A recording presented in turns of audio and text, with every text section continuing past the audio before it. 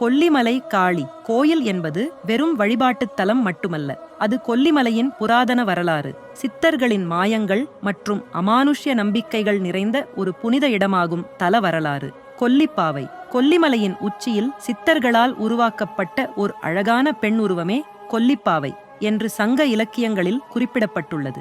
இந்த பதுமை மலையின் மீது வருபவர்களை மயக்கும் தன்மை கொண்டது என்றும் மலைக்கு வரும் துன்பங்களை தடுக்கும் ஒரு தெய்வமாக போற்றப்பட்டதாகவும் கூறப்படுகிறது.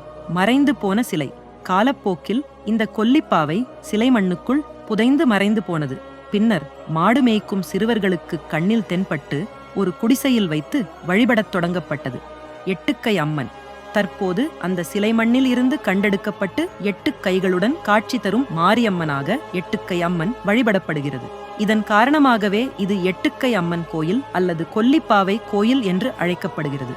சித்தர்கள் மற்றும் மாயங்கள் கொல்லிமலையில் சித்தர்கள் வாழ்ந்ததாலும் இந்த அம்மன் சிலைக்கும் அமானுஷ்ய சக்திகள் இருப்பதாக நம்பப்படுவதாலும் இந்த கோயில் மர்மங்கள் நிறைந்த இடமாக கருதப்படுகிறது.